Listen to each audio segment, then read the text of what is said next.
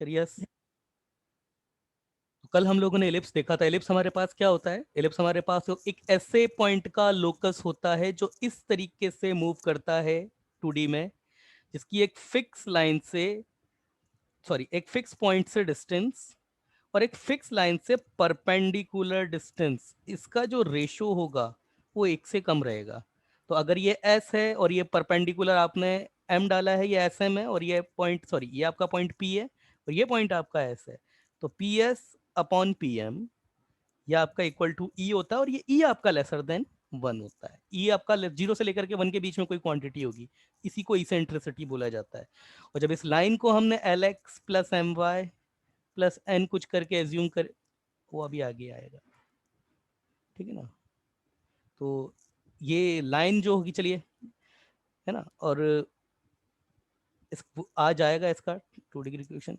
वो मैंने कल आपको बताया था कि अगर ये पैराबोला होता है, आप ये, सॉरी, ये एलिप्स होता है आपका, तो ये चार, 2 पॉइंट पर काटता है आपके पास एक्स एक्सिस को। इस केस में एक्सिस ऑफ सिमेट्री, जहां पर ये दोनों फोकस हम लोग लेते हैं यहाँ पे, है ना, ये सब मैंने, इस पॉइंट को सेंटर बोला जाता है। ये पॉइंट जो होती है आपकी, ये ए होता है, इसको एक्चुअली लेफ्ट साइड के सारे कोऑर्डिनेट को डैश से रिप्रेजेंट कर दिया जाता है, क्योंकि सेम ही होता है सब कुछ। ये ए डैश, ये डायरेक्ट्रिक्स होती है आपकी, इस पॉइंट को जेड बोला जाता है, तो इधर वाली डायरेक्ट्रिक्स के फुट ऑफ परपेंडिकुलर को जेड डैश बोल दिया जाता है ना। ये वाला पॉइंट आपका बी ले लेते हैं इधर, इस पॉइंट को इधर बी डैश बोल दिया जाता है।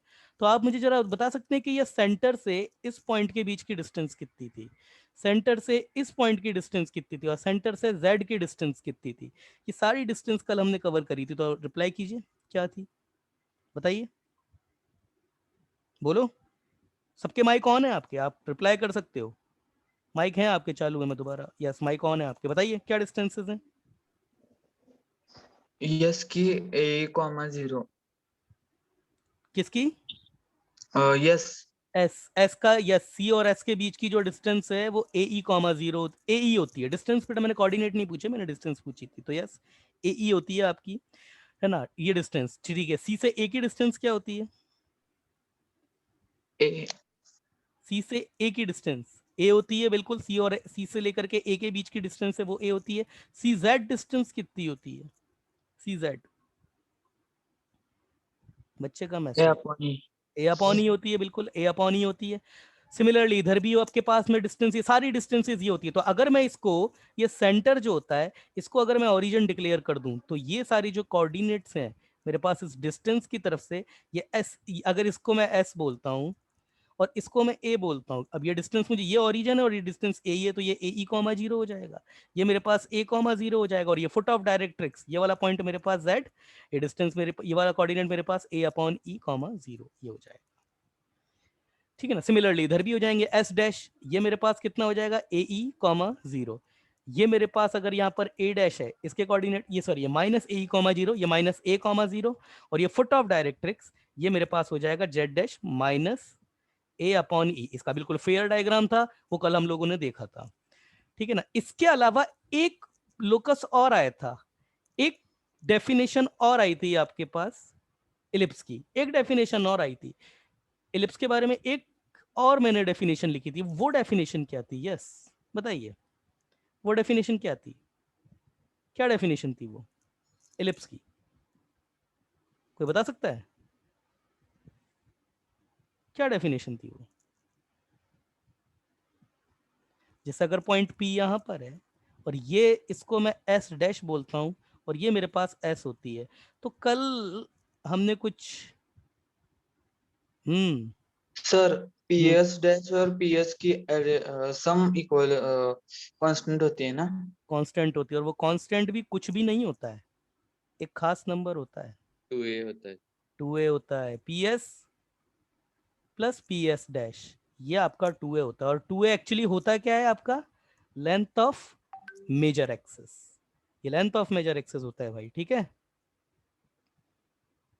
चलिए, लेंथ ऑफ मेजर एक्सेस होता है ये आपका, ये जो 2a होता है ये लेंथ ऑफ मेजर एक्सेस होता है। इसको हम आज देखने वाले हैं, ठीक है। इतना तो मैंने कल आपको बात बता दी थी। और कैसे ये आया था, कैसे आया था ये, कैसे इसको प्रूव किया था? कैसे इसको प्रूव किया था? कोई बच्चा बता सकता है कैसे हमने प्रूव किया था? ये कैसे हमने ये पीएस और ये पीएस डैश कैसे निकाला था? ये पॉइंट आपके पास एक्स कॉमा वाई है, या आपके पास Z minus a upon e, और इधर जो मैंने डायरेक्ट्रिक्स ली थी वो डायरेक्ट्रिक्स मैंने ली थी z is equal to a upon e. तो मैंने कुछ एक खास तरीके से निकाला था z equal to a upon e. मैंने डिस्टेंस फॉर्मूला लगा करके नहीं निकाला था, मैंने ये परपेंडिकुलर यहाँ पे ड्रॉ किया था, ये वाला, ये परपेंडिकुलर मैंने ड्रॉ किया था आपका। तो पी एस अगर मुझको निकालनी है पी एस, तो मैं यहाँ से इसकी डिस्टेंस निकाल दूंगा। ये कोऑर्डिनेट जो था मेरे पास, सपोज ये इसका कोऑर्डिनेट यहाँ पर ये एक्स है, यहाँ से परपेंडिकुलर अगर जो मैं डालूंगा यहाँ से इस पॉइंट से अगर मैं इस पर परपेंडिकुलर ड्रॉ करता हूँ, ये सपोज ये कोई पॉइंट पी है और ये इधर एक पॉइंट पी है, और ये परपेंडिकुलर अगर मैं ड्रॉ करता हूँ यहाँ पे पी एम, इस पॉइंट के कोऑर्डिनेट में डिक्लेयर करूँ कि ये एक्स कॉमा वाई है, तो ये अगर मैं पॉइंट यहाँ पे डिक्लेयर कर देता हूँ तो ये पॉइंट तो एक्स हो जाता है। प्रॉब्लम है कि ये पी एस उतना ही होगा, मतलब इस ये जो डिस्टेंस होगी ना इसका ई टाइम हो जाएगा। P S is equal to क्या होता है? P M multiplied by E, P S is equal to E P M होता है, ये आपकी इसेंट्रिसिटी होती है। मेरा प्रश्न आपसे ये था कि ये ओरिजिन है यहाँ से लेके यहाँ तक की डिस्टेंस एक्स है, तो ये डिस्टेंस कितनी हो जाएगी यहाँ? ये डिस्टेंस कितनी हो जाएगी? ये पूरी की पूरी डिस्टेंस कितनी है? ए अपॉन ई, पूरी डिस्टेंस। तो ये जो आपके पास डिस्टेंस जो यहाँ से लेकर के यहाँ तक की ये डिस्टेंस कितनी हो जाएगी? ए अपॉन ई माइनस एक्स। तो पी एस आपका कितना हो जाएगा? पी एस आपकी इससे ये पी एम की ई टाइम हो जाएगा। तो पी एम आपके पास कितना है? ई, ये ए अपॉन ई माइनस एक्स, तो ये आपके पास हो जाएगी ए माइनस ई एक्स। ये इसी तरीके से पी एस डैश मुझे निकालना था, पी एस डैश, तो ये वाली डायरेक्ट्रिक्स इधर, ये इस पर मैं परपेंडिकुलर डालूंगा इधर से। आप हमेशा यही करेंगे, किसी भी पॉइंट की फोकल लेंथ या फोकल रेडी अगर आपको निकालनी है तो डिस्टेंस फार्मूला लगाने से अच्छा होगा कि आप ये डायरेक्ट्रिक्स पर परपेंडिकुलर डाल करके उसका ई टाइम कर दीजिए, क्योंकि डिस्टेंस फार्मूला लगाएंगे फिर आपको उसमें बहुत सारे नॉमिनेशन करने पड़ेंगे।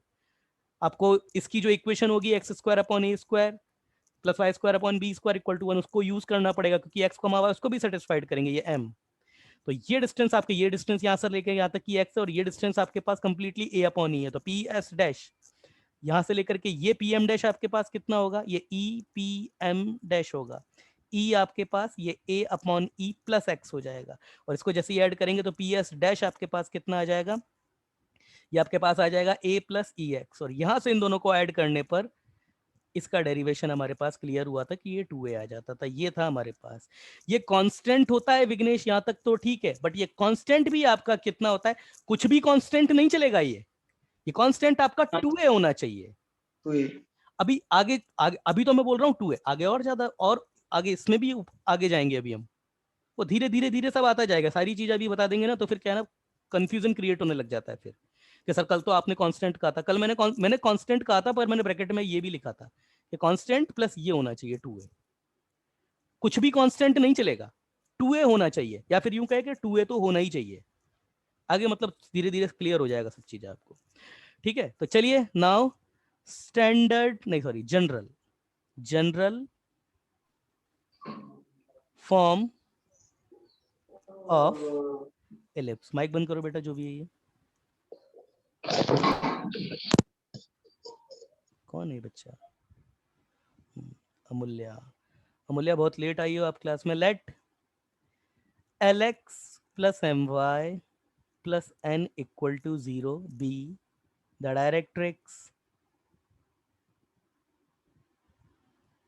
of ellipse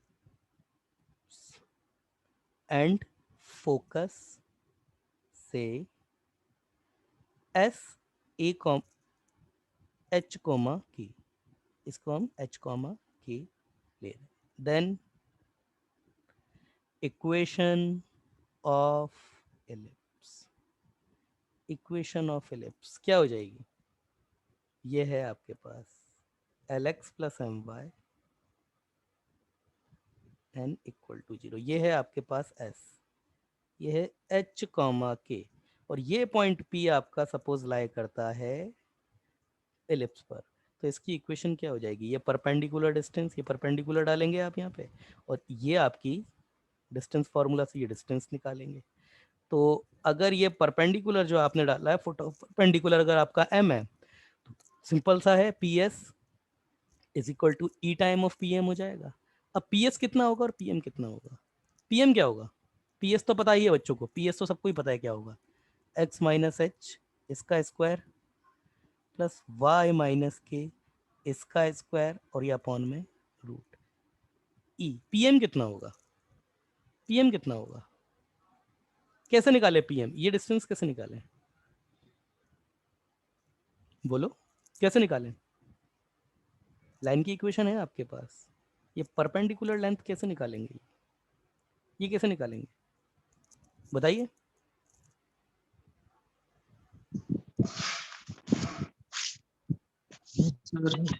बोलिए, बच्चे का माइक, हाँ बोलो। mod of mod mod of, of x plus y plus n upon under root l square plus m square। कौन सा बच्चा है ये? विघ्नेश? इश, हाँ। क्या ये एक ही बच्चा पढ़ता है क्या? याद तुम बहुत बच्चों को है, पर पता नहीं क्या कर रहे हैं बच्चे सारे। यही होता है, बिल्कुल सही बात है। और जिन दोनों साइड स्क्वायर कर देते हैं, तो देखिए दोनों साइड स्क्वायर करेंगे आप लोग, तो आपके पास फॉर्मेट क्या रहेगा? एक्स माइनस एच का square plus Y minus K का स्क्वायर इक्वल टू ई, ये L x plus M Y plus N का स्क्वायर और अपॉन में ये तो बेटा एक कांस्टेंट है। तो अब देखिए, जब इसको सॉल्व करेंगे आपके पास एक्स स्क्वायर की टर्म आएगी, इधर से भी आएगी इधर से भी आएगी, तो कॉफिशिएंट क्लब करके कुछ ना कुछ कॉफिशिएंट उसका भी आएगा, उसको ए एक्स स्क्वायर बोल दिया जाता है। वाई स्क्वायर की टर्म भी आएगी तो उसका कॉफिशिएंट है, उसको बी वाई स्क्वायर बोल देंगे। फिर एक्स में सिंगल पावर टर्म भी आएगी तो वो टर्म को टू जी एक्स बोल दिया जाता है। वाई में सिंगल पावर टर्म भी आएगी, उसको टू एफ वाई बोल दिया जाएगा। प्लस एक्स वाई की टर्म, एक्स वाई की टर्म यहां से नहीं आएगी, मगर यहां से एक्स वाई की टर्म जरूर आएगी। अब यहां से नहीं आएगी, यहां से आएगी, तो कुल मिलाकर के एक्स वाई की टर्म तो आएगी, पूरा क्लब करोगे तो एक्स वाई की टर्म आएगी, तो उसको बोल दिया जाता है two H X Y. Constant term यहां से भी आएगी यहां से भी आएगी, तो कंप्लीटली जो कॉन्स्टेंट टर्म है उसको बोल दिया जाता है सी, ये इक्वल टू जीरो। ये फॉर्म होती है आपकी इलिप्स की, ये फॉर्म। और ये इलिप्स की फॉर्म, ये इलिप्स की इक्वेशन होगी, इसीलिए इसका discriminant not equal to zero आ जाएगा और h square lesser than a b होगा इसका हमेशा, क्योंकि यह इलिप्स की इक्वेशन को रिप्रेजेंट करती है। डेल का मतलब आप जानते हो, मैंने कल भी बता दिया था, H square minus A B. ये सारी चीजें जो हैं वो आप सब जानते हैं। क्लियर है? क्लियर है आपको? रिप्लाई कीजिए, क्लियर है? कुछ पूछना है किसी को? चलिए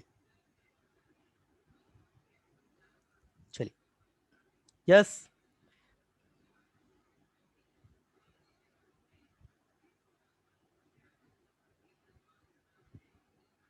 एक मिनट रुकना, ठीक है। तो ये हमारे पास स्टैंडर्ड फॉर्म ऑफ इलिप्स हो गई हमारे पास। चलिए आगे देखते हैं।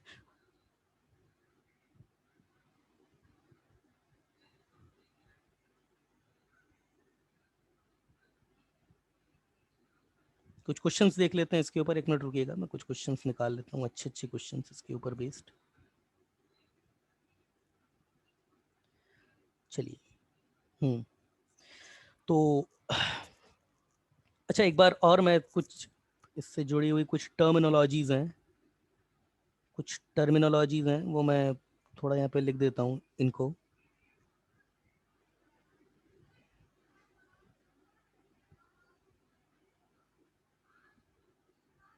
हम्म,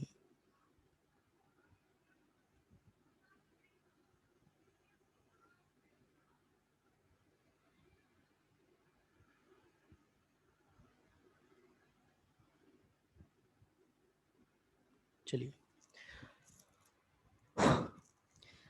स्टैंडर्ड फॉर्म जो है हमारे पास इलिप्स की,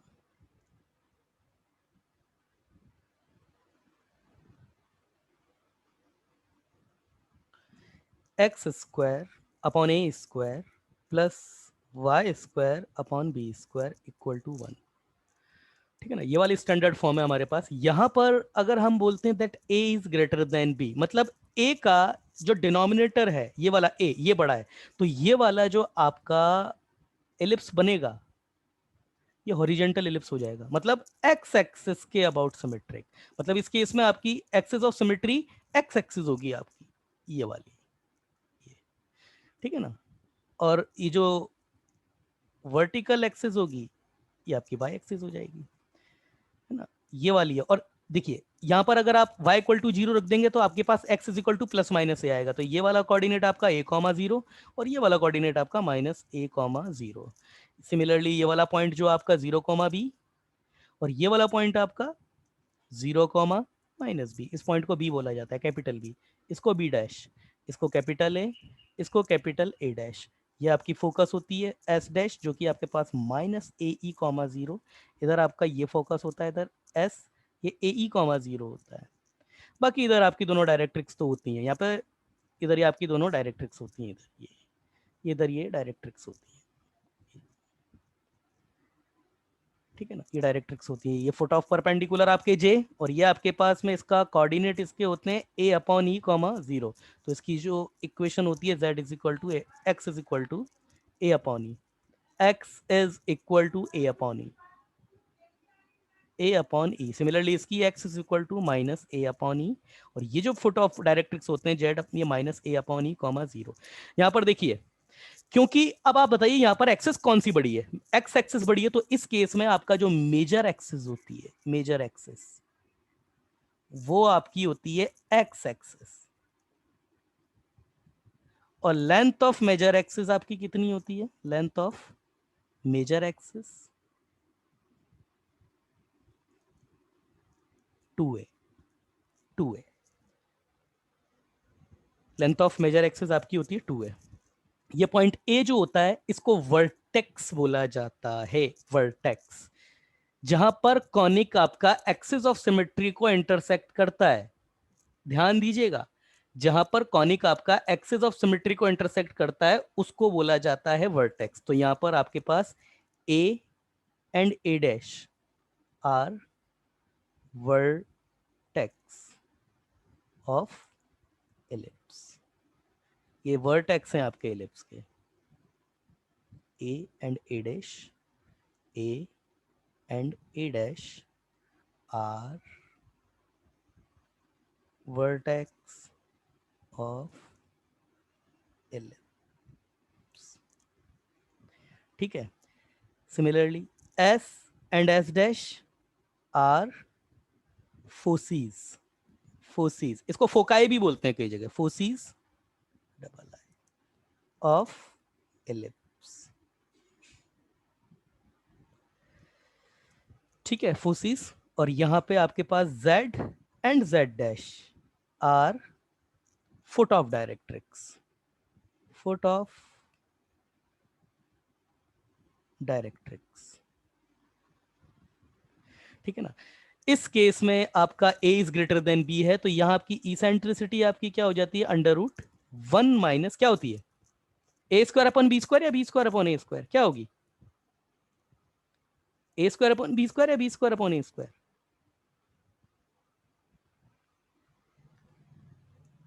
इधर देखिए, ये वाली क्वांटिटी आपके, ये बी स्क्वायर अपॉन ए स्क्वायर होगी। क्यों बी स्क्वायर अपॉन ए स्क्वायर होगी ना, क्योंकि देखिए ए इज ग्रेटर देन आपका बी है, और ए इज ग्रेटर देन आपका बी है, तो इस केस में अगर आपने यहाँ पर ए अपॉन बी कर दिया तो ये एक से बड़ा हो जाएगा, इसका स्क्वायर कर देंगे वो भी एक से बड़ा होगा, तो ये एक से बड़ा, ये क्वांटिटी अगर सब्ट्रैक्ट कर दी ना तो ये रूट के अंदर नेगेटिव हो जाएगा। ये सिर्फ याद रखने का तरीका बता रहा हूँ, क्योंकि अभी जो दूसरा जो वर्टिकल एलिप्स आएगा ना अभी, उस केस में ये चेंज हो जाते हैं, ये ए स्क्वायर अपॉन बी हो जाएगा, मतलब कुल मिलाकर के डिनोमिनेटर बड़ा होना चाहिए न्यूमरेटर से, तभी ये क्वांटिटी आपकी एक से छोटी रहेगी सब्ट्रैक्ट करने के लिए। देखिए हाइपराबोला में तो फर्क नहीं पड़ेगा, हाइपराबोला में हाइपराबोला में तो यहाँ पर प्लस आता है आपके पास में, है ना, मगर यहाँ पर ये आता है आपके पास माइनस। अगर आपने उल्टा कर दिया ना, तो उल्टा कर दिया तो ये रूट के अंदर नेगेटिव आ जाएगा। याद रखने का तरीका बता रहा हूँ, डिनोमिनेटर बड़ा होता है इस केस में, ठीक है ना। ये आपके पास एक एलिप्स है यहाँ पे, ठीक है ना। जो हमारे पास जनरल एलिप्स होता है वो इसी का ही ट्विस्टेड और रोटेटेड वर्जन होता है, जैसा कि हमारे पास पैराबोला में होता था, सेम उसी तरीके से। देखिए बिल्कुल सेम चलेगा, यहाँ पे शेप बदल जाती है, टेंजेंट का फॉर्मेट वही है, टेंजेंट आएगी अलग अलग आएगी हालांकि, मगर निकालने का तरीका वही है ना, और हम निकालेंगे भी वैसे ही। ये आपके पास स्क्रीनशॉट हो गया इसका, ठीक है।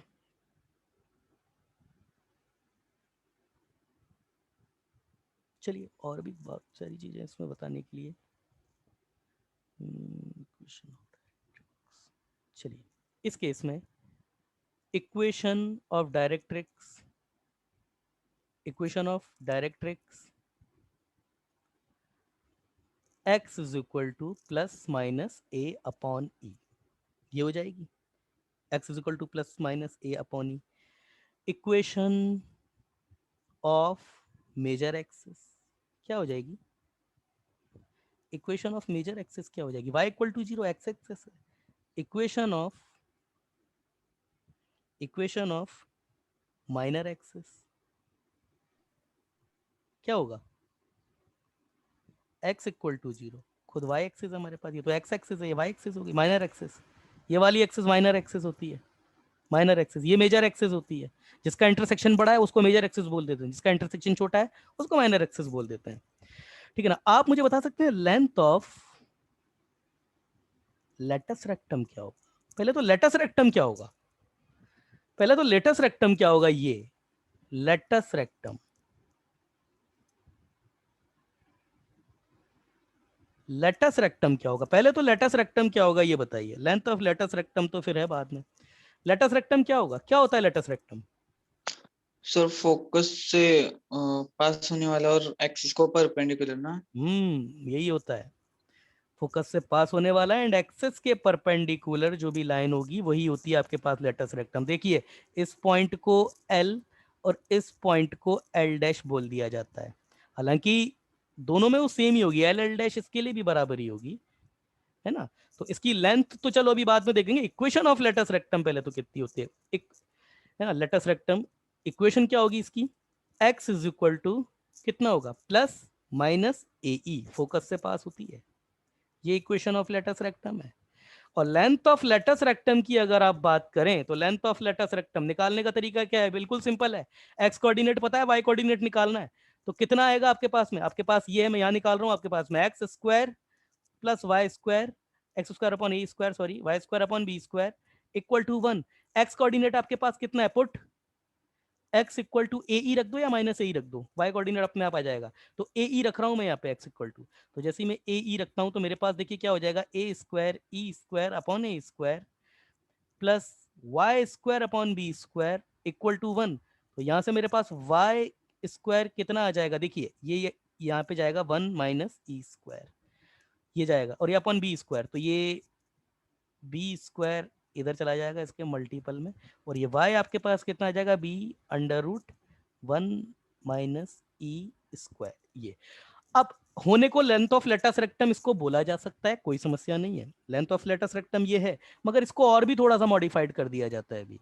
क्या मॉडिफाइड करेंगे कि हम ई की वैल्यू तो जानते ही है ना। ई तो हमारे पास कितना होता है? Under root 1 minus b square upon ए स्क्वायर। स्क्वायर करो जरा, ये स्क्वायर किया, ये -1 इधर दिया, ये माइनस बी स्क्वायर अपॉन ए स्क्वायर हो गया। ये देखिए 1 माइनस ई स्क्वायर है, माइनस साइन इसका इधर दे दीजिए, तो ये बी स्क्वायर अपॉन ए स्क्वायर ये equal to 1 minus e square आ जाता है। ये वैल्यू उठा करके यहाँ रख दीजिए आप। तो ये वैल्यू उठा करके आप जैसे ही यहाँ पे रखेंगे ये बी और ये अंडर रूट में बी स्क्वायर अपॉन ए स्क्वायर, तो ये जो वैल्यू आती है आपके पास बी स्क्वायर अपॉन ए आ जाती है आपके पास, total b square upon a. Length of latus rectum की बेटा बात करेंगे कि केवल वाई कोऑर्डिनेट आया आपका, मतलब अगर वाई कोऑर्डिनेट की बात करेंगे तो ये भी आपके पास बी स्क्वायर अपॉन ए है, और ये वाला पॉइंट जो हो जाएगा ये हो जाएगा माइनस बी स्क्वायर अपॉन ए। मतलब पूरा ही मुझे कोऑर्डिनेट लिखना चाहिए था, पूरे मुझे कोऑर्डिनेट लिखने चाहिए थे इसके। यस, ये कोऑर्डिनेट मेरे पास हो जाएगा a e minus a e comma b square upon a, और ये वाला कोऑर्डिनेट मेरे पास हो जाएगा minus a e comma minus b square upon a. Similarly ये वाला a e comma b square upon a, और ये minus a e comma minus b square upon a. ठीक है, तो ये आपके पास में हो गई आपके पास में टोटल, और ये आपके पास में वाई कोऑर्डिनेट जो आया इसका बी स्क्वायर, तो इसका डबल हो जाएगा, ये 2b स्क्वायर अपॉन ए। किसी बच्चे का मैसेज आया है, यस 2b स्क्वायर अपॉन ए ये होगा, है ना? तो आई होप अब तो क्लियर होगा आपको बिल्कुल। कोई अभी तक तो बिल्कुल बेसिक बेसिक चीजें पढ़ रहे हैं, अभी तक तो ऐसा कुछ भी नहीं है इसमें, जस्ट इंट्रोडक्शनरी पार्ट चल रहा है इसका।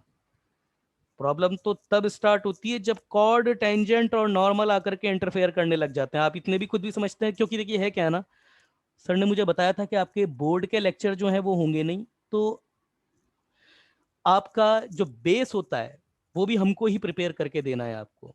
तो इसीलिए क्या होता है ना, बिल्कुल बारीकी से चल करके चीजें बतानी पड़ रही है। अदरवाइज हम लोगों में जो जेई में हमारा जो इलिप्स स्टार्ट होता है ना, वो स्टार्ट ही आपका कॉर्ड से होता है। ये सारी चीजें तो नहीं हम बताते, मगर ठीक है, क्योंकि अब आपके बोर्ड के लेक्चर नहीं होंगे तो इसलिए हम ही उस चीज को डिलीवर करते हुए चल रहे हैं। चलिए दूसरा देखते हैं आपके पास में इलिप्स का दूसरा टाइप, मेजर एक्सिस। जबकि आपकी मेजर एक्सिस अलोंग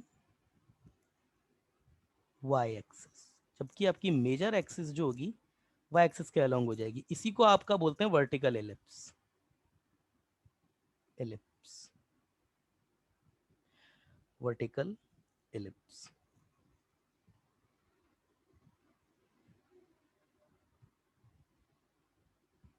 ठीक है ना। यहाँ पर स्टैंडर्ड फॉर्म था, इसमें मुझे लिखना चाहिए था major axis along X axis, या फिर इसको भी क्या बोलते हैं, हॉरिजॉन्टल एलिप्स। हॉरिजॉन्टल एलिप्स, दोनों इसी के ही नाम है ना। वैसे वर्टिकल एलिप्स ही बोला जाता है, मतलब इतना बड़ा तो कोई नहीं बोलता है मेजर एक्सिस अलोंग ऐसे। चलिए, तो इस केस में ये एलिप्स आपका कैसा लगता है थोड़ा देखने में। ये पीछे बनाते हैं इसको, ये कुछ ये बनता है आपका एलिप्स। और ये जो एक्सिस हो जाती है आपकी, ये हो जाती है आपकी एक्स एक्सिस। और ये वाली जो एक्सिस है आपकी, ये Y axis, axis of symmetry आपकी वाई एक्सिस हो जाएगी। इस केस में सिमेट्री नहीं आई क्या, यस, एक्सिस ऑफ सिमेट्री बेटा आपकी वाई एक्सिस हो जाती है। तो वही चीज, फर्क उससे कुछ नहीं पड़ेगा। ये ओरिजिन है 0,0, इस पॉइंट को अभी भी ए डैश ए बोलते हैं और इसको अभी भी ए डैश बोलते हैं, इसको बी बोलते हैं और इसको बी डैश बोल दिया जाता है। ठीक है ना। मगर ये आपका वर्टिसेस हो जाएगा, ये आपका 0,b है, ये आपका 0,-b है। अभी भी ये आपका अभी भी 0,a ही है, मतलब a,0 है। और ये आपका -a,0, मगर आपकी जो डायरेक्ट्रिक्स है, डायरेक्ट्रिक्स हमेशा एक्सिस ऑफ सिमेट्री के परपेंडिकुलर होती है। तो एक्सिस ऑफ सिमेट्री आपकी ये वाली है। मतलब देखिए, एक्सिस ऑफ सिमेट्री अगर ऐसे देखा जाए तो इस केस में आपकी वाई एक्सिस भी एक्सिस ऑफ सिमेट्री ही है ना। मगर एक्सिस ऑफ सिमेट्री हम क्या डायरेक्ट्रिक्स के परपेंडिकुलर के हिसाब से देखते हैं ना। तो ये वाली सिमेट्री, ये एक्सिस ऑफ सिमेट्री इसको बोला जाता है एक्स एक्सिस को, होने को दोनों है। ठीक है ना, क्योंकि ये वाई एक्सिस के अबाउट भी सिमेट्रिक है आपका, है ना। तो ये आपके पास ये पॉइंट आपका जो होगा वो जेड डैश हो जाएगा, जेड हो जाएगा। और इधर जो नीचे डायरेक्ट्रिक्स आ जाएगी उसका आपका जो फुट ऑफ परपेंडिकुलर होगा उसको जेड डैश बोल दिया जाएगा, ये आपका जेड डैश बोल दिया जाएगा। तो पहले मैं बना देता हूँ, ये आपका एस हो जाएगा और ये बेटा आपका एस डैश हो जाएगा। सारी की सारी प्रॉपर्टी ये भी फॉलो करेगा आपकी, सब प्रॉपर्टी ये फॉलो करेगा, है ना। ये बी हो गया, ये बी डैश हो गया। चलिए मेरे को बताइए इसके कोऑर्डिनेट बताइए। चलिए एस का कोऑर्डिनेट बताइए क्या होगा, बोलिए। एस का कोऑर्डिनेट क्या होगा, बोलिए। यहां से लेकर के यहां तक की डिस्टेंस बी बता दी मैंने, बोलिए। बी। 0,BE, 0, हाँ, BE, ये कितना हो जाएगा, 0, -BE। ये क्या हो जाएगा, इसकी इक्वेशन कितनी हो जाएगी, इसकी इक्वेशन कितनी हो जाएगी इसकी, ये क्या होगी, y इक्वल टू -b/e। और ये जो कोऑर्डिनेट भाई होगा ये होगा 0, -b। बच्चे का मैसेज आया है, यही होगी। और ये जो कोऑर्डिनेट होगा आपका, ये कोऑर्डिनेट हो जाएगा 0, -b/e। सिमिलरली ये हो जाएगी आपके पास y इक्वल टू b/e। और ये जो कोऑर्डिनेट होगा ये वाला, इसको यहाँ लिख रहा हूँ मैं 0, b/e। और इसकी इक्वेशन की अगर बात करें तो देखने में सेम ही लगती है, x² / a² plus y² / b² equal to 1। और यहाँ डिक्लेयर कर दिया जाता है b is greater then a।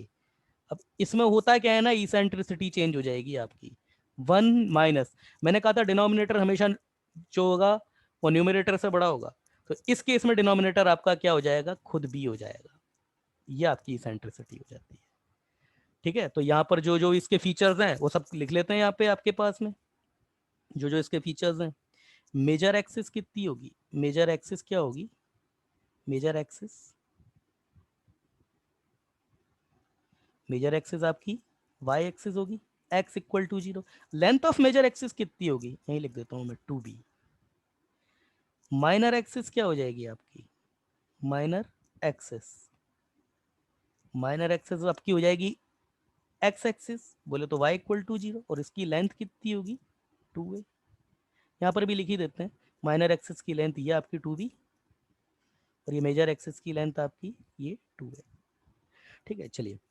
और सेंटर, सेंटर वही ओरिजिन, ओरिजिन 0,0। इसके अलावा वर्टिसेस, वर्टिसेस, वर्टिसेस क्या होंगे आपके पास में? 0, प्लस माइनस b, यही तो होंगे ना vertices, 0, plus minus b।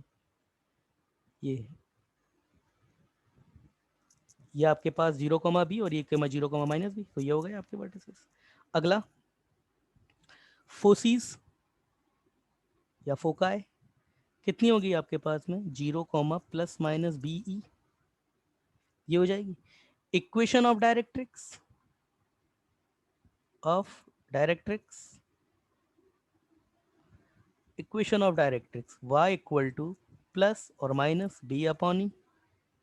Length of latus rectum, one of important part, length of latus rectum, rectum, latus rectum, ये ओ लिख दिया था मैंने यहाँ पे, लेटस रेक्टम, लेटस रेक्टम कितनी होगी? लेंथ ऑफ लेटस रेक्टम कितनी होगी? आएगा बिल्कुल वैसे ही आएगा, बिल्कुल। अच्छा, होगा क्या वैसे लेटस रेक्टम आपका? वही यहाँ से ये परपेंडिकुलर डालेंगे, ये आपके पास होगा लेटस रेक्टम, इसको बोलेंगे तो ये एल, एल और ये एल डैश। तो कैसे निकालना पड़ेगा? y कोऑर्डिनेट आपको रखना पड़ेगा इसमें बी ई, तो x कोऑर्डिनेट आपके पास में अपने पास अपने आप ए स्क्वायर अपॉन बी आ जाएगा। तो ये कोऑर्डिनेट आपके पास कितने होंगे? लिख देता हूं मैं, ये होगा आपके पास a square upon b comma b, yes. और ये आपके पास में कितना होगा? ये a square upon b comma, नहीं, ये माइनस का a square b comma b, yes, ये हो जाएगा ना। तो लेंथ ऑफ लेटस रेक्टम आपकी 2a स्क्वायर अपॉन बी, ये देखिए बिल्कुल फ्लिप है, इधर ये है, इधर ये है, बिल्कुल आपका है ना। इक्वेशन ऑफ लेटस रेक्टम की बात करें, इक्वेशन ऑफ लेटस रेक्टम कितना हो जाएगा? y equal to plus minus b e, ये हो जाएगी, है ना? और इक्वेशन ऑफ लेटस रेक्टम,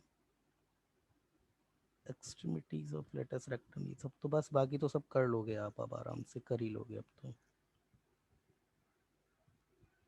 ठीक है, यस, ठीक है। चलिए आगे देखते हैं,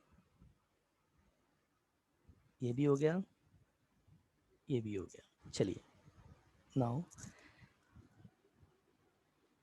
पैरामेट्रिक इक्वेशन ऑफ एलिप्स,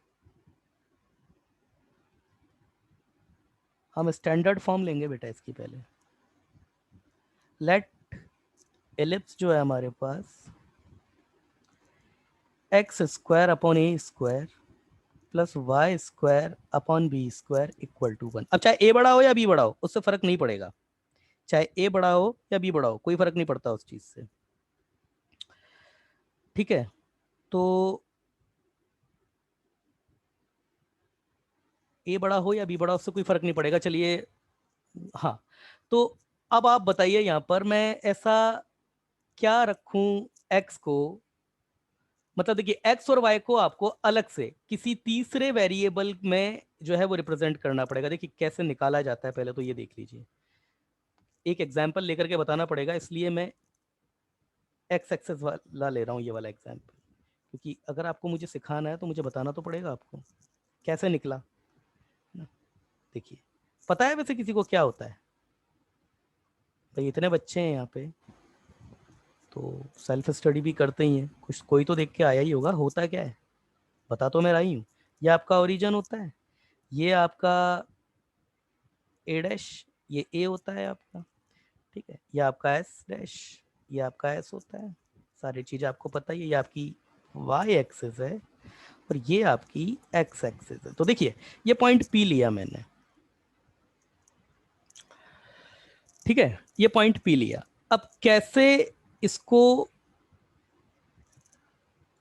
इसका पैरामीटराइजेशन कैसे किया जाता है और उसका क्या रिलेशन होता है, देखिए, क्योंकि सिखाना तो आपको पड़ेगा, मैं सीधे भी लिखवा सकता हूं आपको, मगर उससे होगा क्या ना, आपको फर्क नहीं पड़ेगा। अगर होते मैं बताता हूँ, ए कॉस थीटा और बी साइन थीटा होते हैं, हाँ मुझे पता है, ए कॉस थीटा और बी साइन थीटा होते हैं, हाँ a cos theta b sine theta होते हैं बेटा, आपकी बात ठीक है। मगर अब मैं अगर आपसे पूछूं ना थीटा क्या होता है, तो अब आप थीटा नहीं बता सकते यहाँ पे। अगर मैं आपको ये बोल दूं ना थीटा क्या होता है, अब बच्चा बोलेगा सर थीटा ये एंगल होता है, मैं वहीं कह दूंगा थीटा ये एंगल नहीं होता है, ठीक है, थीटा ये एंगल नहीं होता है, क्योंकि अगर थीटा ये एंगल होने का तो मतलब ही अलग हो गया। देखिए सुनिए, ये क्या होता है, कैसे निकल के आता है, इसके बारे में मैं लिखवा सकता हूं यहाँ पे, x is equal to a cos theta a sine theta, मगर उससे आपको नहीं फायदा होगा फिर ज्यादा, है ना। पहले तो देखो बेटा, एक चीज ये समझो, आप इधर देखो, पूरे 3D में समझो, यहाँ पे ये है आपका बेस ऑफ ज्योमेट्री, देखो इधर, थोड़ी देर के लिए साइड में रख दो इलिप्स हाइपरबोला सर्कल को, साइड में रखो थोड़ी देर के लिए, हमको मतलब नहीं है इस चीज से, और मेरी बात सुनो, मैं जो आपको बता रहा हूं बेटा, इधर सुनना, ये पॉइंट ओरिजिन है आपका, ये ओरिजिन है आपका, ध्यान से समझना, ध्यान से समझना इस बेस को, जो मैं बात बता रहा हूं, ये पॉइंट, मैं बोलता हूं कि ये डिस्टेंस आर है और ये एंगल थीटा है, तो इस पॉइंट के कोऑर्डिनेट क्या होंगे, सबको पता होगा कि ये सर परपेंडिकुलर, ये इस पे डालेंगे तो ये डिस्टेंस आपकी आर कॉस थीटा होती है। इसी तरीके से वाई एक्सिस पे परपेंडिकुलर डाल दो, ये डिस्टेंस आपकी आर साइन थीटा होती है, तो ये इस पॉइंट के coordinate r cos theta comma r sine theta होते हैं। इस पॉइंट के कोऑर्डिनेट को इमेजिन करने से सर्कल का कोई लेना देना नहीं है। अमूमन बच्चों को लगता है sir r cos theta r sine theta इसका मतलब सर्कल पर ही होगा, नहीं, पॉइंट से ओरिजिन से डिस्टेंस आर हो, मतलब अगर किसी पॉइंट के ओरिजिन से डिस्टेंस आपको पता है और उस पॉइंट को ओरिजिन से मिलाने वाली लाइन का एंगल आपको एक्स एक्सिस से पता है, तो उसके कोऑर्डिनेट आप ऐसे लिख सकते हो। जरूरी नहीं है कि ये सर्कल पर ही है हर बार, ये केवल और केवल एक पॉइंट के आर और थीटा के रिस्पेक्ट में लिखा जा सकता है। ये बात क्लियर है, पहले ये बात समझे आप, क्योंकि सर्कल में हर बार यही सिमेट्री फॉलो होती है, इसलिए हर पॉइंट को आप r cos theta r sine theta की फॉर्म में लिख सकते हो, मगर r cos theta r sine theta ये केवल सर्कल को लेकर के ही इसको यूज करना है, ऐसा कुछ भी नहीं है। पूरे 2D में आप किसी भी पॉइंट को मार्क कर दीजिए, जैसे यहाँ पॉइंट लिया मैंने, मैं बोलता हूँ कि ये जो मेरे पास लेंथ है इसको मैं बोल दूं बीटा, ये एंगल अगर अल्फा है तो इस पॉइंट के कोऑर्डिनेट मेरे पास कितना हो जाएंगे, बीटा कॉस अल्फा और बीटा साइन अल्फा हो जाएंगे, कोई प्रॉब्लम नहीं है उसमें। तो ये कंसेप्ट क्लियर है या नहीं है आपको, पहले तो इस बात पर विचार कीजिए, क्लियर है ये बात क्लियर है आपको, बोलो बेटा ये बात क्लियर है, रिप्लाई कीजिए, ये बात क्लियर है आपको, मैं जो बात बोल रहा हूं ये बात क्लियर है। यस प्रथमेश, एक बच्चे का आया सिर्फ, क्या हुआ विघ्नेश, क्या समस्या है इसमें, क्लियर है। क्लियर है, यस गर्ल्स, अमूल्या, आकांक्षा, साई, क्लियर है, बेटा रोहित क्लियर है, कुछ भी नहीं बताया अभी तक, मैंने सिंपल सी बात बोली है। चलिए, लड़कियों को मतलब ही नहीं है, मैं पूछ रहा हूँ खुद नाम लेकर के, कोई रिप्लाई नहीं आ रहा उनकी तरफ से। अब ऐसा नहीं हो सकता कि सर हमारा तो है ना कि कीपैड भी नहीं काम कर रहा है। चलिए, अब अगर ये चीज आपको क्लियर है ना, वैष्णवी सपाटे, ये बच्ची का रिप्लाई आया है, ठीक है बेटा। अब इधर देखो, आपके ये कोऑर्डिनेट को कैसे इमेजिन किया जा सकता है। अब देखिए, इस डायग्राम को मुझे हटाना पड़ेगा उसके लिए, आपको जो अगर मेरे को सिखाना है, किसी बच्ची का मैसेज आया है, क्षितिज का, क्लियर है सर, देखो बेटा इधर, जिन बच्चों को क्लियर है, अब देखो इधर, ये बेटा मैंने एक सर्कल बनाया। दरअसल सच्चाई तो ये है कि अगर मेरे को इलिप्स के पैरामेट्रिक इक्वेशन लिखनी है ना, तो बिना इस सर्कल के वो पॉसिबल ही नहीं है बेटा लिखना, आपको अगर इसको समझना ही पड़ेगा इसको आपको, है ना। अब इधर मैं क्या करता हूं ना, अब ये डायग्राम बनाने में थोड़ी सी आती है दिक्कत, ये देखिए, ये लिया मैंने इधर। आपको ये पता होना चाहिए कि ये थीटा क्या होता है। जब भी कोई बच्चा से मैं पूछता हूं ना इक्वेशन के ये पैरामेट्रिक कोऑर्डिनेट बताओ, क्योंकि सर्कल का रटा हुआ था r cos theta r sin theta. R cos theta r sin theta में तो थीटा वही होता है एंगल, मगर एलिप्स में वो एंगल वो थीटा नहीं होता है जो आप समझ रहे हो। अब देखिए मैं एलिप्स बना रहा हूँ, आपके सामने एलिप्स बना रहा हूँ, है ना, ताकि आपको ये पता होना चाहिए कि थीटा क्या बला होती है इस केस में, ये पता होना चाहिए आपको, है ना। ये एलिप्स है बेटा, मान करके चलना थोड़ा, क्योंकि फ्री हैंड से नहीं उतना सॉफ्टवेयर साथ देता है, तो ऊपर नीचे थोड़ा सा नहीं सही बनता है थोड़ा, है ना। यस चलो अब ठीक है। तो अब देखना बेटा, यहाँ देखना मैं क्या कर रहा हूँ ना। अच्छा सर्कल, ये अगर पॉइंट को मैं ओरिजिन लेता हूँ और ये पॉइंट जो है मेरे पास, इसको मैं a,0 और इस पॉइंट को मैं -a,0 बोलता हूँ। ये मेरे पास फोसी है इसकी s डैश, ये मेरे पास इधर दूसरी फोसी है s। सर्कल की इक्वेशन की अगर बात करूं नाउ, इक्वेशन ऑफ सर्कल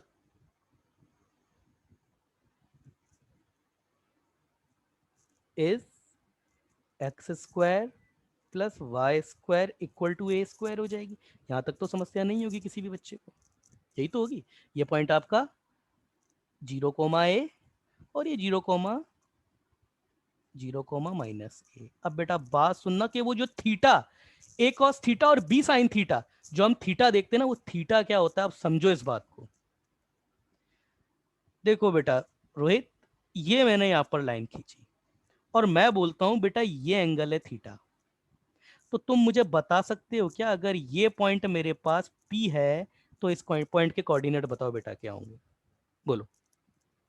ये डिस्टेंस तो OP तो बेटा A ही है, OP तो A ही होगी, इसमें तो मुझे R = A है ना, तो ये P के कोऑर्डिनेट क्या होंगे बताओ। a cos theta, hmm, sin theta। A sin theta, शाबाश। अच्छा बेटा ये इधर देखना, मैं क्या करता हूँ ना, ये P से जरा परपेंडिकुलर डाल देता हूँ थोड़ा। ये मैंने परपेंडिकुलर डाला, है ना, P से परपेंडिकुलर डाला, तो इस पॉइंट को मैं बोल देता हूँ Q और इस पॉइंट को मैं बोलता हूँ R। R के कोऑर्डिनेट क्या होंगे, R के कोऑर्डिनेट क्या होंगे। a cos theta, 0। Yes, P के कोऑर्डिनेट क्या होंगे, A cos theta, A sin theta. ये R के कोऑर्डिनेट मैं लिख नहीं सकता यहाँ पे, है ना, मैं लिख नहीं पाऊंगा यहाँ पे क्योंकि डायग्राम खराब हो जाएगा। R के कोऑर्डिनेट आपको पता है सर, X कोऑर्डिनेट ही एग्जिस्ट करेगा, Y कोऑर्डिनेट तो होगा नहीं। Q के कोऑर्डिनेट क्या होंगे, Q के कोऑर्डिनेट में बेटा ये तो पक्का है ना। अच्छा Q किस पे लाई करता है, Q इलिप्स पे लाई करता है, मानते हो इस बात को, Q इलिप्स पे लाई करता है। हाँ सर। तो ये आपका A cos थीटा तो होगा। अब बात रही कि बी की वाई कोऑर्डिनेट क्या होगा, तो क्योंकि क्यू आपका इलिप्स पर लाई करता है, now a perpendicular drawn from point P on axis of ellipse which meets ellipse at Q and axis of ellipse at R, इसके coordinate A cos theta, 0। Now coordinate, now x coordinate, now x coordinate of q क्या होगा बेटा, A cos theta, तुम ही बोल रहे हो खुद, मैंने तो कुछ नहीं बोला। And y coordinate, put x equal to, बेटा ये x होगा ना,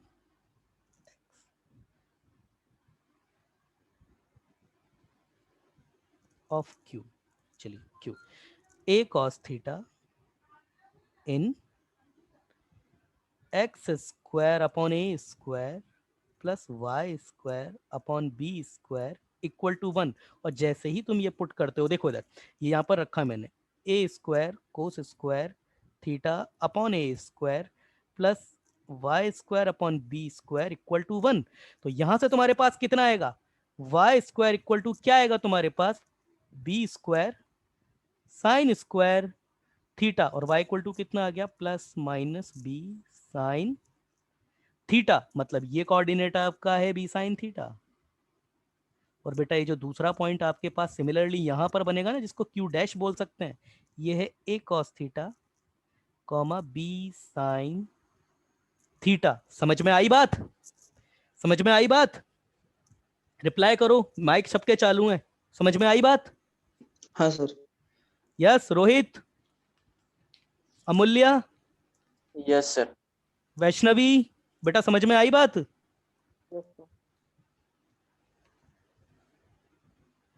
बच्चों के मैसेज आ रहे हैं, लड़कियों की तरफ से बड़ा ढीला ढाला सा रवैया रहता है सच में, लड़कियों को मैसेज भी करने में, मतलब रिदेश को आ गया, अनिकेत, ये सबको क्लियर है, वैष्णवी बच्ची को समझ में आ गया, इसको साई संचना समझ में आई बात? तो कुल मिलाकर के विघ्नेश, वेदांत, रोहित, जो भी अच्छे अच्छे बच्चे हैं जो जेई को थोड़ा सीरियस लेते हैं, मेरी बात सुनो, ये जो आपके पैरामेट्रिक कोऑर्डिनेट होते हैं ना, yes a cos theta b sine theta ही होते हैं, मगर ये जो थीटा होता है, ये थीटा होता है, ये क्यू का कॉरस्पॉन्डिंग पॉइंट बोलते हैं इसको पी, जो कि आपका सर्कल पर होता है, और इस सर्कल को ऑक्सिलरी सर्कल बोला जाता है एलिप्स का। मतलब ऑक्सिलरी सर्कल क्या होता है आपका, जो आपका एलिप्स के कोसेंट्रिक हो और मेजर एक्सिस को एज अ डायमीटर लेकर के बनाया जाता हो, यही तो है, इलिप्स के साथ कोसेंट्रिक है और मेजर एक्सिस को एज अ डायमीटर लेकर के बनाया जाता है। समझ में आई बात, समझ में आई बात? हाँ सर। Yes sir. और ये जो पॉइंट होते हैं ना पी और क्यू, इन दोनों को आपस में बोला जाता है कॉरस्पॉन्डिंग पॉइंट्स बोलते हैं इन दोनों को। तो ये चीज मैं और लिख देता हूं आपके सामने, क्योंकि यहां से अभी एलिप्स का एक तीसरा लोकस और निकल के आएगा आपके सामने, अभी देखते जाओ धीरे धीरे, इंपॉर्टेंट चीज है, इसको पढ़ाया उसी। तो अभी अगर मैं तुमको ये डायरेक्ट बोल देता था बेटा कि इसके parametric coordinate a cos theta b sine theta होते हैं, तो आप कभी नहीं समझ पाते थीटा क्या होता है। मगर थीटा क्या होता है, बच्चे क्या बोलते हैं, आप ही नहीं, न जाने कितनी बार टीचर तक गलतियां करते हैं यहाँ पे, यानी कितनी बार, मतलब मैंने खुद कई बार पूछा कि पैरामेट्रिक कोऑर्डिनेट जो होते हैं आपके यहाँ पर, ये थीटा क्या होता है, और इस थीटा को कई बार यही बोलते हैं कि सर ये जो पॉइंट है ना, ये आपके पास एक कॉस थीटा है साइन थीटा है, तो सर यही एंगल थीटा है, जबकि थीटा आपका ये एंगल नहीं होता है, थीटा आपका पी का कॉरस्पॉन्डिंग पॉइंट, आप कॉरस्पॉन्डिंग पॉइंट बोल देंगे ना, तो फिर ये क्लियर है कि ऑक्सिलरी सर्कल पर ही है, उस ऑक्सिलरी सर्कल पर वो जो पॉइंट है उसका ओरिजिन के साथ में बनाया गया एंगल है थीटा, मतलब उसको ओरिजिन से जोड़ने वाली लाइन का बनाया गया एक्स एक्सिस की पॉजिटिव डायरेक्शन के साथ में एंगल है थीटा। समझ में आया, समझ में आया? जबकि आप देख सकते हैं कि जिस लाइन का एंगल एक्चुअली थीटा है ना, वो तो एलिप्स को कहीं और पे कट कर रही है, इस एंगल थीटा के कॉरस्पॉन्डिंग जो पॉइंट यहां पर है, अगर थीटा ये है तो पॉइंट वो यहां पर आ रहा है। तो अब मैं इस बात को थोड़ा सा लिख देता हूं यहाँ पे, इसको तो हटा देते हैं, किसी बच्चे का मैसेज आया है, सर माइनर एक्सिस को भी डायमीटर लिया जाए तो एक्स वाई वो ही होंगे क्या? अंकित का मैसेज आया है सर कि अगर माइनर एक्सिस को आप एज अ डायमीटर ले लोगे, बेटा माइनर एक्सिस को डायमीटर लोगे तो ये सर्कल बनेगा तुम्हारा, इंटरसेक्ट करेगा सर। है ना बेटा? नहीं नहीं, उसके उसकी प्रॉब्लम है, उसको सॉल्व तो कर लें उसको। बेटा देखो ये पॉइंट बनेगा आपका। अब अगर मैं माइनर एक्सिस को ले लूंगा तो थीटा के रेस्पेक्ट में आपका पॉइंट जो है वो कट करेगा ही नहीं ना, आप कहाँ डालोगे, ये देखो फिर वो क्या चीज ही अलग हो जाएगी, इस रेस्पेक्ट में डालोगे पॉइंट तब भी वो नहीं बनेगा, तब भी पॉइंट ये वाला आ जाएगा अनिकेत, अगर समझ पा रहे हो तो तब ये वाला आ जाएगा आपका। मगर होता क्या है ना अनिकेत, मैथ को स्टैंडर्डाइज्ड किया जाता है, जैसे ये जो हम बेटा मैथ पढ़ रहे हैं ना, ये मैथ जो है वो हमारी मैथ नहीं है, ये कोऑर्डिनेट ज्योमेट्री है, डेवलप किया गया है अंग्रेजों के थ्रू, तो उन्होंने कुछ पैरामीटर जो है वो फिक्स करें।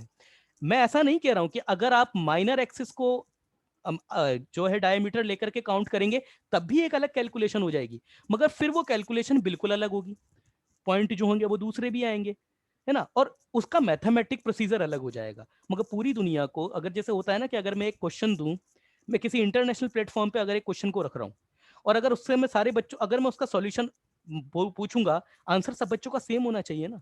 तो वो आंसर कब सेम होगा? जब वो सेम प्रोसीजर को फॉलो करेंगे या फिर एक ही पैटर्न पे चलेंगे, तब तो आंसर सेम होगा ना आपका। तो इसीलिए है क्या ना कि ऐसा नहीं है कि इसको ऑक्सिलरी सर्कल लेकर के इक्वेशन जो आएगी या कैलकुलेट इससे भी करी जा सकती है। जैसे वो कॉरस्पॉन्डिंग पॉइंट बेटा फिर ये आ जाएगा आपका ये वाला, मगर क्योंकि अब इसको फिक्स कर दिया गया है तो अब हम उसको नहीं ले सकते, अब हमको इसी को ही फॉलो करना पड़ेगा, है ना। तो बस ये रीजन मुझे आपको बताना था कि ये थीटा होता है क्या है। ठीक है ना, चलो चलिए समझ गया वो। तो अब इसको थोड़ा लिख लेते हैं हम, इसकी जो टर्मिनोलॉजीज है वो लिख देता हूं मैं आपके सामने, थोड़ा टाइम लगेगा। अ सर्कल, अ सर्कल क्यों, this circle, this circle which is described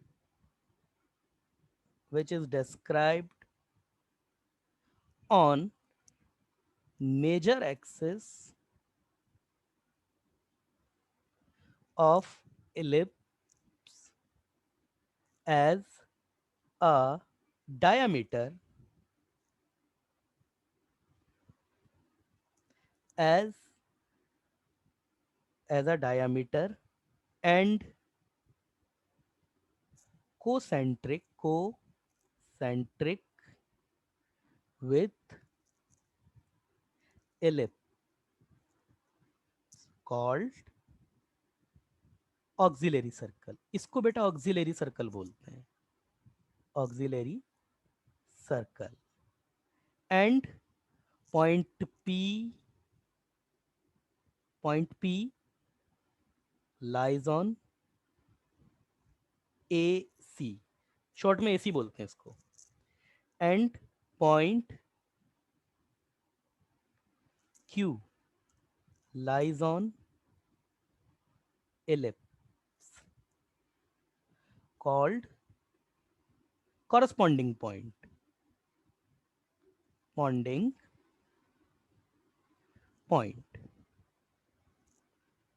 called corresponding points।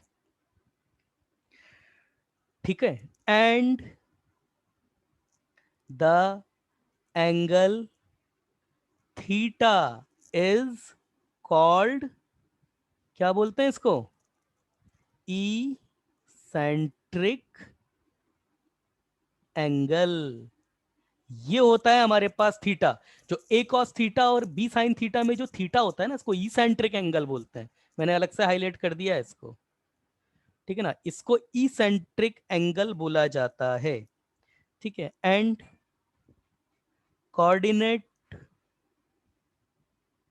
Of q are a cos theta comma b sine theta, और यही आपके पास पैरामेट्रिक इक्वेशन है एलिप्स की। समझ में आया? समझ में आया आपको? समझ में आ गई बात? ये पॉइंट आपके पास क्यू है, ये पी है। समझ में आया ना? चलिए, अरे क्लियर है या नहीं है भाई, रिप्लाई तो करो, बच्चे का मैसेज आया है, क्लियर है। अच्छा बेटा, अगर क्लियर है तो जरा मुझे एक बात बताओ, है ना। And this is also the parametric equation of ellipse. ये है आपकी एलिप्स की पैरामेट्रिक इक्वेशन भी होती है। चलो बेटा एक बात बताओ मुझको, लेंथ ऑफ पी आर बता दोगे यार? लेंथ ऑफ पी आर मुझे बता दोगे कितनी है? ये लो आपके सामने ओपन कर देता हूँ। लेंथ ऑफ पी आर, ये यहाँ पर पी है, ये आर है, कितनी है लेंथ ऑफ पी आर? कितनी है यहाँ से लेके यहाँ तक, ये लेंथ कितनी है? ए साइन थीटा है ना। रुकिए, यहाँ से लेकर के यहाँ तक की ये जो लेंथ है, यहाँ से लेकर के यहाँ तक की length of P R A sine theta. ठीक है, ए साइन थीटा। ठीक है, लेंथ ऑफ क्यू आर कितनी है? क्यू आर कितनी है? कितनी है? b sin theta. B sine theta. B sine theta. B sine theta है। तो जरा मेरे को एक बात बताओ यार, अगर मैं बोलता हूँ कि लेंथ ऑफ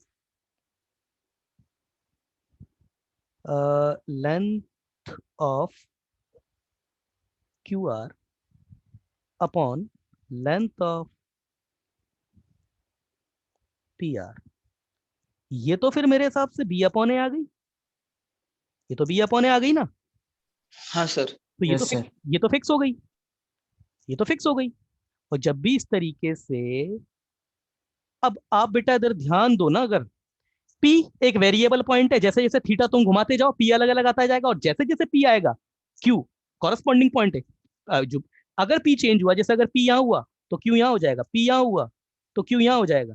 जैसे जैसे आप लाइन खींचते जाइए, जितनी आप लाइन खींचते जाएंगे, जितनी आप साइमल्टेनियसली परपेंडिकुलर डालते जाएंगे, देखिए, ओहो, ये देखिए, ये एक लाइन, ये दूसरी लाइन, ये तीसरी लाइन, ये चौथी लाइन, मैं तो ये कम खींच रहा हूं। ऐसे जितनी लाइन खींचते जाएंगे, सब लाइन के रेस्पेक्ट में एक पी आएगा, एक क्यू भी आ जाएगा। पी आपका सर्कल पर आ जाएगा, क्यू आपका एलिप्स पर आ जाएगा। बोलो हाँ, बोलो बेटा, ये पी यहाँ पर है तो क्यू यहाँ आ यस सर। जाएगा, पी यहाँ है हाँ तो सर. क्यू यहाँ आ जाएगा, पी यस यहाँ है सर। तो क्यू आ जाएगा। अब बात यहाँ पर ये है कि पी भी वेरिएबल है, और पी वेरिएबल है तो क्यू भी वेरिएबल है, मगर लेंथ जो पी आर है और वो जो क्यू आर है, इसका रेशियो तो कांस्टेंट आ गया, ये बी अपॉन ए आ गया, और ये हर बार आएगा ऐसा। तो यहां से किसी बच्चे का मैसेज आया है, यस सर, सिद्धेश का मैसेज आया, यस सर, एग्री कर गया बच्चा इस बात से। तो अगर ये जो रेशियो है वो सेम आ रहा है, तो फिर मैं यहां पर ये भी तो बोल सकता हूं ना कि if from each point of an auxiliary circle, if each point of a circle, auxiliary circle हटाओ, if each point of a circle perpendiculars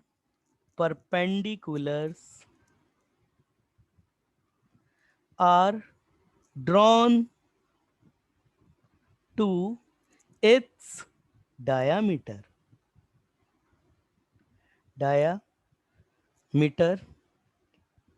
then the locus of point which divides these diameter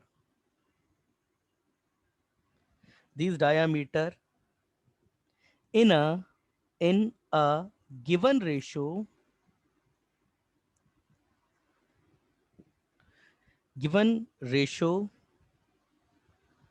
is an ellipse। समझ में आई बात? दोबारा समझिए, देखिए, इसका मतलब ये हो गया, यहां समझिए अभी, क्योंकि अभी आपके दिमाग में क्या ना, ऑक्सिलरी सर्कल ये सभी चल रहा है। देखो बेटा, ये आपके पास ये एक सर्कल लिया मैंने, और ये मैंने इसका डायमीटर लिया, ठीक है ना। मैं क्या करता हूं ना, इसके डायामीटर पे परपेंडिकुलर डाल रहा हूं, इसकी सरकमफेरेंस से जितने डाल सकता हूं मैं। ये एक डाला है ना, ये दूसरा डाला, ये सब परपेंडिकुलर है तो सारी लाइनें पैरेलल आएंगी है। ये एक और डाला, जितने डाल सकते हैं अपन, ज्यादा से ज्यादा। ये डाला, ये डाला, ये डाला, ये एक और परपेंडिकुलर डाला, एक परपेंडिकुलर और डाला, है ना, ये सारे परपेंडिकुलर्स, ये एक और, ये एक और, ये एक और। अब मुझे कोई ये बोल दे कि ये जो सारे परपेंडिकुलर भाई तुमने डाले हैं ना, परपेंडिकुलर क्या है? ये यहां से लेकर के यहां तक की डिस्टेंस है। इसको गिवन रेशो आप बोल दो आर कोमा के, या 1 कोमा लैम्डा कोमा 1, उसमें डिवाइड करो। तो सारी लाइन को आपको लैम्डा रेशो 1 में डिवाइड करना है। तो ये लैम्डा रेशो 1 में डिवाइड करते चलो, सारे पॉइंट लैम्डा रेशो 1 में डिवाइड करते चलो। ये भी एक आपके पास, ये इधर हो जाएगा, और इसी तरीके से इधर भी करेंगे डिवाइड, तो ये बिल्कुल सिमेट्रिक आ जाएगा। ये लैम्डा रेशो 1 में डिवाइड करते चलो, गिवन रेशो में डिवाइड करते चलो। ये तो मैंने क्या है ना अभी और खींचे। आप समझते हैं कि अगर मैं बिल्कुल सटा सटा करके खींचता गया ना, तो ये पूरा का पूरा जो रीजन है वो ब्लैक हो जाएगा, लाइन लाइन से पूरा एरिया भर जाएगा ना ये। तो आपके पास जब उन लोकस के पॉइंट को मिलाओगे ना बेटा, वो एलिप्स ही आ जाता है। ये गिवन रेशो में आप इसको मिलाते हुए चलो, ये एलिप्स आ जाएगा। समझ में आई बात? क्लियर हुई? विजुअलाइज हुआ इस चीज का?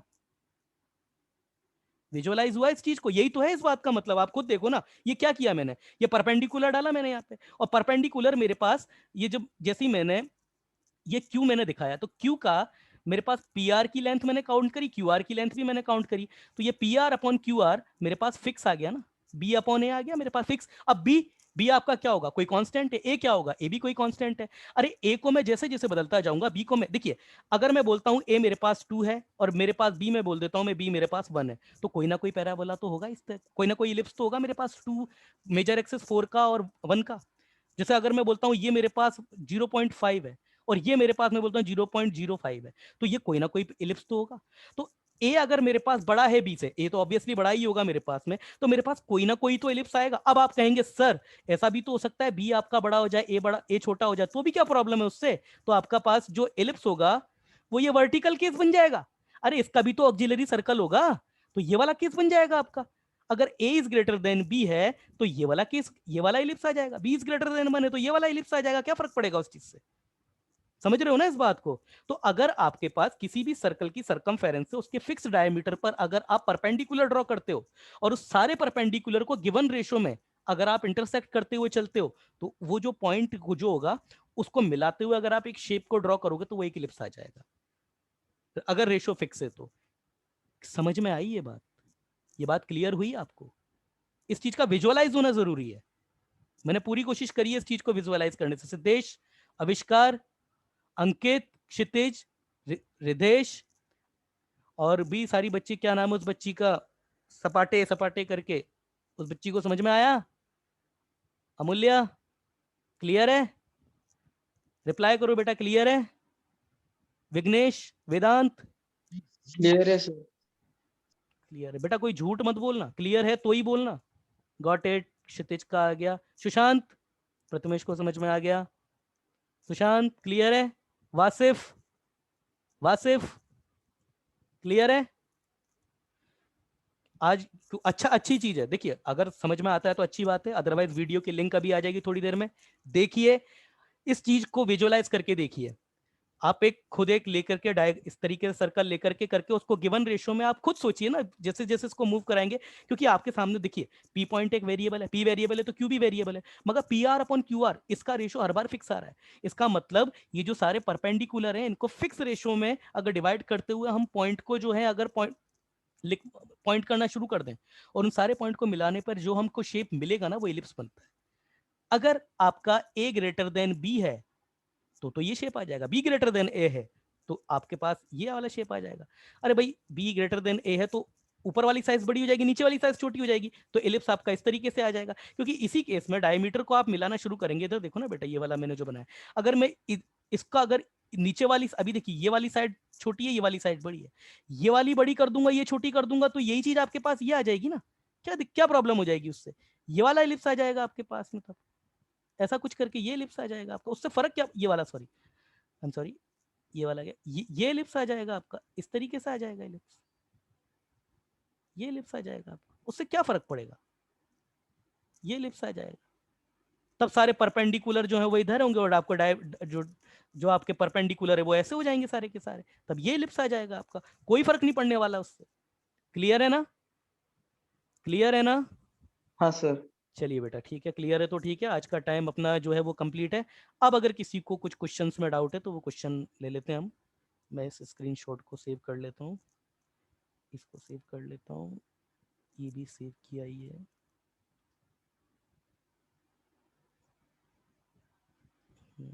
सारी हो गई, यस क्लियर है। चलिए, यस बच्चे बैठे हुए हैं जितने, यस किसी को डाउट है? मैंने जो सवाल दिए थे कल के सवालों में किसी बच्चे को कोई डाउट है? ट्राई किए हैं विघ्नेश आगे के, वेदांत, रिद्धेश, सिद्धेश? ट्रैक की है, अभी थोड़े बचे हैं, 2-3। 2-3 बच्चे हैं तो पहले उनको करना चाहते हो फिर डाउट डिस्कस करोगे, ऐसा? हाँ सर। अच्छा एक और चीज, आप चाहें तो जैसे है क्या ना, रुकिए बेटा मैं एक हमारा किसी बच्चे का मैसेज आया है, सर 18 तक हो गए, 18 कर लिए भाई रोहित ने। 18 तक में कितने में प्रॉब्लम आई रोहित, या 10 तक तो मैंने कल सॉल्व करवाई दी है, 18 तक आपने कर दी, तो अगले 8 में कोई प्रॉब्लम आई आपको? चलिए, और तुम्हारे कितने हुए विघ्नेश? एक में प्रॉब्लम आई, गुड, शाबाश। आपस में भी सॉल्व कर लिया करो, अगर कुछ पूछते हो तो आपस में भी डिस्कशन कर लिया करो। जैसे देखो ये रोहित, ये बच्चा है, इसके 18 तक में इसको एक सवाल में प्रॉब्लम है। विघ्नेश तुम्हें कितने में प्रॉब्लम है? विघ्नेश गया क्या ये बच्चा? हाँ सर 15th में। 15 में प्रॉब्लम है, तो 19 हो गए, 19 नहीं आया, 19 नहीं आया, ठीक है 19 में बता दूंगा। आप एक बार ये जो जिसमें प्रॉब्लम है ना विघ्नेश, उसका ग्रुप में फोटो खींच के डाल देना, कोई बच्चा अगर करता है तो अच्छी बात है, नहीं कोई करता है तो सॉल्यूशन में डाल दूंगा। तुमको भी बेटा अगर प्रॉब्लम है तो फोटो खींच के डाल दिया करो, मैं सॉल्यूशन भेज दूंगा, ये तो क्लियर सी बात है, ठीक है ना? ओके चलिए, सर। है ना। और एक और चीज है, देखिए क्या है ना, मैं एक पार्ट है जो नॉन जेई का है, इनइक्वलिटी करके। इनइक्वलिटी मैं सिखाना चाहता हूँ, मगर मैं केवल उन्हीं बच्चों को सिखाऊंगा जो इसके लिए डिजायर्ड फुल होंगे। तो इस वाले टॉपिक को हम हमारी एक्स्ट्रा क्लास में जो है वो रन करेंगे, तो किसी भी संडे को 2-3 संडे लगेंगे हमको। सैंडी सर से बात कर लेना, और सॉरी मतलब सर हमारी जो संदीप सर हैं उनसे बात कर लीजिएगा, तो वो आपको टाइम एलोकेट कर देंगे, ठीक है ना बेटा? क्योंकि ओके सर। मेरे से रोहित ने कहा था कि सर वो उसको कैलकुलस में उधर में कुछ प्रॉब्लम आ रही है, तो इनइक्वलिटीज से बहुत इजी हो जाता है कई बार। कई क्वेश्चन ऐसे जो इनइक्वलिटी से बहुत इजी हो जाते हैं। एक इनइक्वलिटी मैं आप लोगों को सिखा चुका हूँ, 4 इनइक्वलिटीज और हैं। 4 इनइक्वलिटीज में आप मान करके चलिए 2-3 घंटे का वक्त जाएगा एग्जाम्पल मिला के। तो उन क्वेश्चन को आप पेपर पेन लेकर के बैठिएगा, सारे के सारे नोट्स यहीं क्लियर होंगे, और वो इनइक्वलिटीज मैं आपको सिखा दूंगा। चलो गाइस, बाकी के रखते हैं, जैसा भी जो होगा डिसीजन मुझे बता दीजिएगा, और जिनको जो क्वेश्चन में प्रॉब्लम है ग्रुप में फोटो खींच के डाल दीजिए, मैं सॉल्यूशन भेजता हूँ यहाँ से। Thank you guys,